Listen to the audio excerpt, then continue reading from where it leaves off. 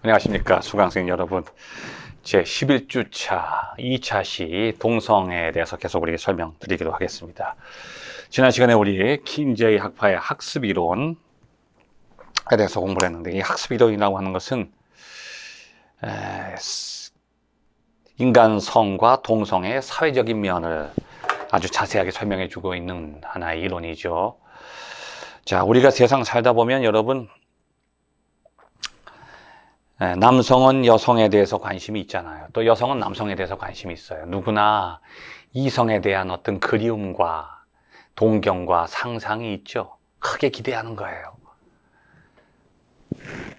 그 현실보다는 더 크게 기대하고 상상을 하잖아요. 이성에 대해서. 야, 내가 얼마나 행복할까? 내가 이성과 만나면 정말 나는 기쁘고 행복할 거야.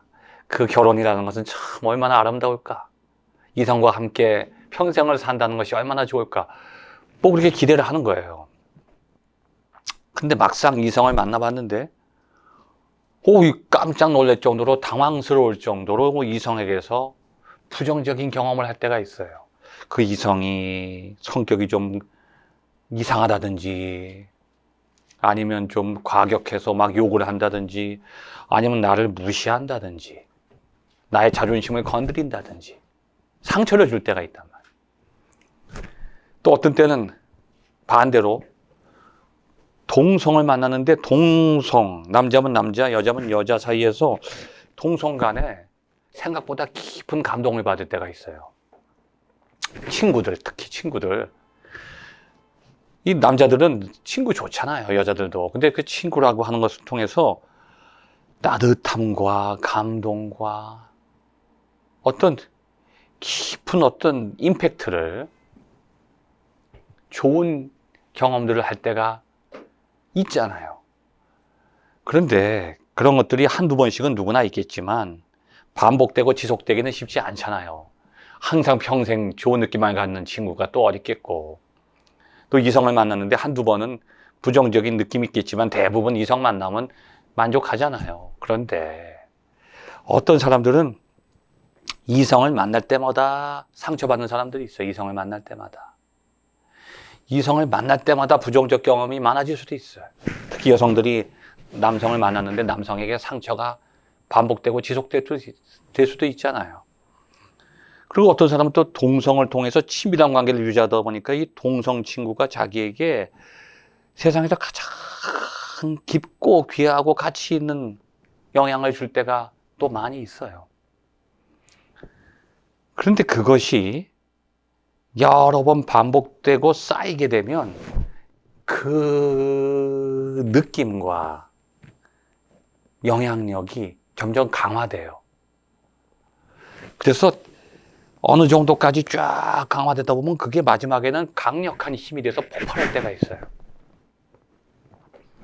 이것을 킨제이 학파에서는 동성애라고 그렇게 해석을 하는 거예요.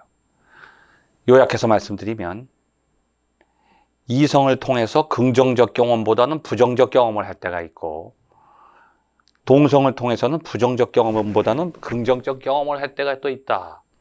그럼 그런 경험들이 시간이 경과하면서 일정 기간 학습 과정을 거쳐요. 그래서 어떤 순간에 증폭돼서 나타날 때 동성애로 나타날 수 있다는 거죠. 이성을 통한 부정적 경험 내지는 동성을 통한 긍정적 경험이 일정 기간의 학습 과정을 거쳐서 증폭되는 현상, 이것을 킨제이 학파에서는 동성애라고 그렇게 규정을 하는 겁니다. 그래서 우리 시대에 이 킨제이 학파의 학습 이론이 동성애에 대한 원인을 밝히는 이론으로서 그래도 가장 크게 인정받고 있는 이론이라고 볼 수 있죠. 그 다음에 세 번째는 생물학자들이 밝히는 거예요. 생물학적 이론. 거기 작은 1번은 호르몬, 두 번째는 유전적 영향, 세 번째는 뇌하수체. 첫 번째 호르몬의 영향이라고 하는 것은 인간은 생리학적으로 양성의 호르몬을 가지고 있어요. 남성에게도 여성 호르몬이 있고 여성에게도 남성 호르몬이 존재해요. 그런데 그것이 비율이 현저하게 차이가 나기 때문에 남성의 성향과 여성의 성향을 나타내는 거죠. 근데 그게 깨질 때도 있어요. 어떤 뭐 약물이라든지 스트레스라든지 질병에 의해서 호르몬의 균형이 깨질 때가 있단 말이죠. 여성에게서 남성 호르몬이 너무 과다 분비될 수도 있고 남성에게서 여성 호르몬이 증가될 수도 있어요. 아니면 여성에게서 여성 호르몬이 줄어들 수도 있고, 뭐 갱년기 때 남성에게서 남성 호르몬이 줄어들 수가 있어요. 그래서 갱년기가 되면 여성들 50대 이상이 되면 여성들이 조금 남성화되고 과격해지고, 남자들이 60대가 넘으면 어린내가 된다는 거 아닙니까? 어린내가 되고 여성화된다는 거예요. 온순해진다는 거예요. 남성 호르몬이 줄어드니까. 제가 독일 있을 때 보면 그 독일 여성들은 뭐 특히 골격이 크고 뭐 장대해요. 그리고 얼굴도 윤곽이 뚜렷하고. 근데 여성인데도 남성 호르몬이 많은지 여성들이 깜짝 놀랐어요. 옆에 앉아있는데 남자인 줄 알았는데 수염이 덥수룩하게 나요, 여자들이. 그런 여자들이 있더라고요. 그리고 이 결혼식 사진을 오래된 걸 보니까 남자 여자가 결혼했는데 남자가 중절모를 쓰고 수염을 길러서 신랑이 그 옆에 신부가 웨딩드레스를 입었는데 신부가 수염이 이렇게 나와요. 할아버지처럼 자르지도 않은 거예요. 그러면 여성이 면도한다는 것에 대해서 별로 그렇게 특별히 거부감이 뭐 없었어요. 수염을 기르는 거에 대해서. 그 아주 독특하더라고요. 그러니까 지금도 우리 사회에서 보면 남성들이 가슴이 커지는 남성들도 있잖아요. 갑자기 거기서 막 그 모유 같은 성분들이 막 분비될 정도로 호르몬의 균형이 깨진 사람들이 많이 나타나는데, 그래서 호르몬의 불균형, 남성에게서 남성 호르몬이 줄어든다든지 여성 호르몬이 강화되고 여성에게서 여성 호르몬이 줄어든다든지 남성 호르몬이 강화돼서 호르몬의 불균형이 생기면 동성애가 될 수 있다. 이건 생물학에서 밝히는 거죠. 어느 정도 일리는 있지만 결정적이다는 볼 수가 없어요. 그 다음에 유전적이다. 이 유전적이라고 하는 건 무슨 뜻인가 하면 아버지가 동성애자면 아들도 동성애자다. 그런 뜻은 아니에요. 동성애가 유전된다는 그런 뜻은 아닙니다. 왜냐하면 동성애는 유전이 될 수 없어요. 왜 그럴까요? 동성애자는 자녀를 가질 수 없기 때문에 그래요. 남자와 남자, 여자와 여자 사이에서는 자녀가 출생할 수 없기 때문에 부모의 동성애가 유전된다는 뜻이 아니라 이 유전적이라고 하는 것은 DNA, 염색체 안에 돌연변이가 생긴다는 거예요. 지금 우리가 지놈 프로젝트를 통해서 그 인간의 염색체가 해독이 됐어요. 유전자가. 염색체 안에 DNA, 유전자 정보가 해독이 됐는데 그 유전자 정보를 보니까 유전자 안에 수많은 코드들이 있는데 어떤 유전자 안에 있는 그 정보는 이게 그 유전자가 이게 코드가 왜곡되어 있어서 질병에 쉽게 걸리고 특별한 질병에 걸리는 유전자가 있고 또 일찍 노화되는 유전자, 뭐 여러 종류의 유전자가 있다는 거죠. 뭐 알코올 중독에 관한 유전자, 도박에 관한 유전자. 그래서 부모님이 혈압에 많이 노출돼 있다. 고혈압이 환자가 많은 가게는 계속 자손들이 고혈압이 많이 생기고, 간이 안 좋은 가게에서는 또 가족력이 있다는 거죠. 간이 안 좋고. 우리 집도 할머니, 아버지, 삼촌, 고모 다 간이 안 좋으신 거예요. 이게 간이 안 좋은 유전인자가 있다는 거예요. 근데 그 중에 가만히 보니까 그 염색체, 유전자가 돌연변이를 일으키었다는 거죠. 그래서 그것에 의해서 동성애가 될 수 있다. 이게 유전적 요인이죠. 세 번째는 뭐냐면 뇌하수체에 이상이 있다는 거예요. 뇌하수체에 시상하부라는 게 있는데, 시상하부. 뇌하수체 시상 하부를 보니까 에이즈로 죽은 환자들을 이제 부검을 한 거예요. 에이즈로 사망한 환자들의 뇌하수체를 열어보니까 정상인보다 좀 많이 이렇게 부어 있고, 그것이 많이 꼬여 있다는 거죠, 이게. 그러니까 이게 뇌하수체에 이상이 생기면 마치 거인증, 무슨 질병을 초래하듯이 뇌하수체의 이상이 동성애의 원인이다, 이렇게 밝혔어요, 생물학자들이. 그래가지고, 야, 드디어 동성애 원인을 밝혔다. 많이들 사람들이 크게 열광했는데요. 가만히 보니까 동성애자들의 뇌를 부검해서 밝힌 게 아니라 에이즈로 사망한 사람들의 뇌를 분석한 거예요. 그래서 가만히 보니까 동성애와 에이즈의 그 연관성이 밝혀지지 않은 상태, 지금 아직 밝혀지지 않았어요. 동성애자들 가운데 에이즈가 많이 발병된다는 건 맞는데 동성애가 에이즈의 직접적인 원인이라고는 아직 밝혀지지 않은 겁니다. 그래서 동성애자들의 뇌를 검사하고 분석했으면 설득력이 있을 텐데 동성애자들이 아니라 에이즈 환자들의 뇌를 분석했기 때문에 이 연구는 설득력을 많이 얻지 못하고 있다. 그래서 지금 우리가 동성애 원인에 대해서 크게 심리학적, 또 두 번째는 사회학적, 킨자이 학파의 학습이론, 그리고 세 번째는 생물학적 관점, 그 세 가지를 우리가 살펴봤습니다. 이것은 여러분 시험 문제 아주 나오기 좋으니까 반드시 암기해 주시기 바랍니다. 자, 그러면 이제 우리 일반 학계에서 동성애 원인을 규명한 내용을 공부했는데, 그러면 이제 여기서 끝나면 우리는 뭐 기독교에서는 할 말 없나? 과연 우리가 그러면 이렇게 끝나버리면 이게 지금 이 시간이 우리가 기독교 윤리 시간이고 사회 문제와 윤리 시간인데 기독교적인 대안을, 입장을 제시하지 않으면 그냥 일반적인 동성애에 대한 해석으로 끝나버리죠. 이제 우리는 결정적인 시점에 온 거예요. 과연 성서는 어떻게 동성애에 대해서 접근하고 있는가? 그리고 우리는 기독교적으로, 신학적으로 동성애를 어떻게 해석하고 설명해야 되는가? 이제 결론을 내릴 때가 온 거죠. 자, 지금까지 한국에서는 아직 이거 자세하게 연구를 안 했어요. 이걸 성서적으로, 신학적으로 깊이 들어가야 돼요. 근데 이미 서양에서는, 유럽에서는 신학적으로 동성애를 아주 깊이 있게 연구하고 있어요. 그 중에 한 대표적인 예를 지금 제가 가지고 온 거예요. 레위기에 나오죠. 레위기. 여기 레위기 쭉 여러분 읽어보시면 레위기 18장에도 나오고 레위기 25장에도 나와요. 거기 보면 동성애를 다루고 있어요.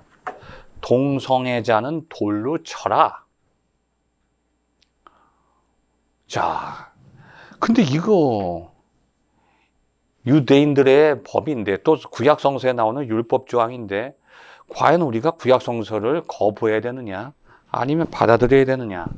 우리가 구약성서를 인정한다면 이 조항도 우리 사회 속에서 지금 실천해야 되지 않느냐? 동성애자를 보면 돌로 쳐야 되는 거 아니냐? 지금 근데 동성애자들 봤는데 우리가 돌로 치면요, 살인죄에 걸리잖아요. 동성애자는 범법자가 아니거든요.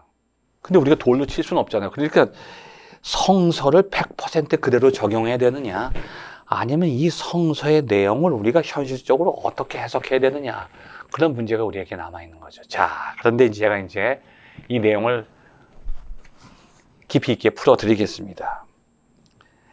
여기 127페이지 보면 레위기에 보면 율법 조항에서 다루는데, 우리는 이 성서에 율법이 있고 사회법이 있지만 유대인들에게는 사회법이 율법이고 율법이 사회법이에요. 그냥 율법을 그대로 적용하는 거예요. 자, 레위기에 나오는데 그게 율법 가운데 어떤 법 안에 속했느냐? 제2법이에요. 제2법. 이게 동성애는 남자 여자 사이의 성적인 문제를 다루는 건데 왜 제2법은 하나님을 예배하는 걸, 제사예요. 왜 제사법에 동성애가 들어가느냐? 그걸 남녀 간의 윤리적인 도덕적 문제로 다루지 않고 왜 제사법으로 다루느냐가 중요한 거죠. 왜 동성애가 제사법에 들어가 있을까요? 왜 그게 하나님과의 관계된 문제일까요? 왜 돌로 쳐야 되느냐? 동성애는 인간 사이의 문제가 아니라 하나님과의 문제라는 거예요. 어떤 문제냐? 신성모독. 신성모독. 왜 신성모독이냐? 구약적인 전통에서 하나님의 축복을 상징하는 것은 자손과 땅이에요. 땅과 자손. 이건 하나님의 주권이에요. 하나님이 축복을 내리실 땐 땅을 주시고 자손을 번성케 하시는 거예요. 그리고 하나님이 심판하실 때는 땅을 잃어버려, 땅을 뺏겨. 아니면 땅에서 유리하는 자가 돼. 아담처럼. 아담이 아니라 가인처럼. 그리고 하나님의 축복의 상징이 너의 자손이 모래알같이 되리라. 자손의 번성을 허락하시는 게 축복이고, 자손이 끊겨지는 것은 자기가 하나님의 심판과 저주를 경험하는 거죠. 그런데 동성애라고 하는 것은 하나님의 그 자손에 대한 축복을 막는 거예요. 그래서 신성모독으로 다루는 겁니다. 그래서 동성애자를 죽이라고 할 때 남녀 동성애를 다 말하는 게 아니라 남성 사이의 동성애, 여성 동성애에 대해서 다루는 게 남성 동성애 문제를 다루는 겁니다. 그러니까 신성모독죄로 보는 거죠. 그러면 우리가 지금도 그 제2법을 가지고 와서 그대로 적용해야 되느냐? 지금 우리는 바리새인들처럼 율법주의자로 그 제2법 전통 속에 사는 사람들이 아니라 우리는 그리스도인들이에요. 복음의 전통 속에 있는 거예요. 예수님이 가늠한 여인을 향해서 돌로 쳐라 하면 그 유대법을 지키는 거죠. 근데 예수님께서 뭐라고 그러냐면 나도 너를 정죄하지 않는다. 그렇다고 너 죄 없어. 너 죄 지은 거 아니야. 걱정하지 마. 그런 게 아니야. 다시는 죄를 짓지 마라. 네가 간음을 한 것은 그건 하나님의 뜻이 아니야. 하나님 뜻을 거역한 거지. 그런데 내가 너를 정죄하지는 않아. 너를 돌로 치지 않겠어. 그렇다고 너 안심하지 말고 다시는 죄를 짓지 마라. 잊지 마십시오. 여러분, 동성애는요, 우리가 말하는 사회법이 아니에요. 제2법입니다. 그래서 돌로 치면 안 돼요. 그렇다고 아무 문제 없다고, 동성애 아름답다고, 물론 여기 동성애자를 제 강의 들을 수 있겠지만, 동성애를 우리가 추구하는 남녀 사이의 성관계의 이상적인 모습으로 우리가 그걸 추구할 수는 없어요. 왜냐하면 창세기의 창조의 섭리가 아니기 때문에. 근데 제가 2003년도에 그 동성애 포럼에서 발표를 했더니 거기는 동성애자들이 저에 대해서도 비판하고 다 비판하는 거예요. 왜냐하면 동성애를 인정해 달라고 원하는 게 아니라 자기들의 소원은 자기들이 원하는 건 동성애를 인정하는 게 아니에요. 그럼 원하는 게 뭡니까 했더니 이성애가 비정상이라고 하는 것을 인정하라는 거예요. 그러니까 동성애를 받아들이고 수용하라는 얘기가 아니라 동성애가 정상이고 이성애가 비정상이라는 걸 좀 우리에게 설득하려고 하는 거예요. 그만큼 동성애와 이성애는 인식의 차이가 다 크게 다른 거예요. 차이가 커요. 그러면 우리는 동성애에 대해서 어떻게 다가가야 되느냐? 당신들은 창조 섭리에서 벗어났으니 우리는 정죄해야 됩니다. 그게 아니라는 거죠. 자, 동성애의 원인은 하나님의 창조에서 온 것은 아니에요. 어디서 왔느냐? 이것부터 시작해야 돼요. 하나님으로부터 온 게 아니야. 인간으로부터 왔는데 인간의 무엇이냐? 원죄. 동성애는 사회적인 죄도 아니고 행동을 통해서 만들어내는 범법행위도 아니에요. 그러니까 우리가 함부로 죄인 취급하면 안 되는 거예요. 근데 어떤 죄냐? 창조 질서가 왜곡된 거예요. 원죄. 그럼 동성애자들이 우리를 원죄로 보면 어떻게 그렇게 반발할 수 있죠. 그런데 문제는요, 전혀 문제가 없어요. 왜 문제가 없느냐? 그 원죄에는 동성애만 빠져 있는 게 아니라 이성애도 빠져 있단 말이에요. 지금 우리 이성애자들이 야, 우리는 창조 질서 안에 있어. 천만의 말씀. 남자와 여자가 한 몸이 되고 내 살 중에 살이고 뼈 중에 뼈라고 하는 그 창조의 그 하나님의 창조의 섭리가 깨진 거예요. 그래서 당신께서 만들어둔 저 여자가, 남자와 여자가 갈라져 버렸어요. 나눠진 거예요. 그래서 에로스하는 존재가 된 거예요. 서로의 죄를 전가시키는 존재가 돼버린 거예요. 한 몸이 분열된 거예요. 그러니까 지금 현재 이성애는 창조된 이성애가 아니에요. 타락한 이성애야. 그러니까 이성애도 원죄로부터 왜곡돼 있고 동성애도 원죄로부터 왜곡돼 있어. 그럼 뭐예요? 이성애와 동성애 둘 다 창조에서 벗어나 있단 말이에요. 그럼 어떻게 돼요? 이성애와 동성애가 서로 반복하고 싸우고 정죄할 게 아니라 이성애와 동성애가 손을 잡고 창조 질서로 돌아가야 돼. 하나님의 섭리로 돌아가야 된단 말이에요. 그래서 타락하기 이전 에덴 동산의 본래적인 남녀 관계로 돌아가야 돼. 이성애도 창조 질서로 회복돼야 되고 동성애도 창조 질서로 회복돼야 된다. 그렇다면 창조 동성애가 이성애를 정죄하고 비판할 것도 아니고 이성애가 동성애를 정죄하고 비판할 게 아니라 상대방을 통해서 나 자신이 하나님의 섭리로부터 벗어났다고 하는 걸 깨닫고 손을 잡고 함께 하나님의 질서 안으로 돌아가야 된다. 그래서 결론은 기독교 신학에서는, 성서에서는 동성애를 현실적인 죄라든지 사회학적인 죄로 보는 게 아니라 원죄의 증상으로 보는 거예요. 자, 여러분, 감기가 걸리면 그 감기라고 하는 질병의 증상들이 나타나죠. 어떤 사람은 눈물이 나요. 어떤 사람은 콧물이 나고, 어떤 사람은 머리가 열이 나고, 어떤 사람은 사지가 막 오한이 와서 막 떨려요. 아니, 어떤 사람은 관절에 통증이 있죠. 감기라고 하는 질병은 하나지만 증상은 여러 가지예요. 지금 우리 시대는, 우리의 현실은 하나의 근원적인 질병을 앓고 있어요. 그 질병이 뭐냐? 모든 인간은 원죄라고 하는 질병을 앓고 있단 말이에요. 근데 그 질병의 증상이 다양해요. 어떤 곳에서는 동성애로 나타날 수 있고 그 증상이 이성애로, 왜곡된 이성애로 나타나는 거예요. 자기중심적인 이기적인 애로서, 이건 이성의 모습이 아니거든요. 서로 돕는 배필이 돼야죠. 내가 결혼하는 것이 내가 저 사람을 완성시키기 위해서 결혼해야지, 저 사람을 통해서 내가 행복하려고 하고 내가 완성되려고 하면 그건 결혼이 아니거든요. 결혼할 필요가 없어요. 이기적인 거예요.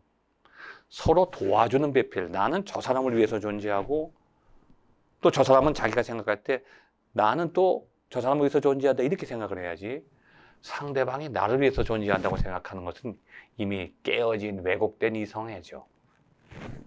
그래서 이성애, 동성애, 전쟁, 질병, 이 모든 창조에서 나타나지 않았던 타락을 통해서 나타난 현상들, 이 원죄의 많은 현상들 중에 하나가 동성애다.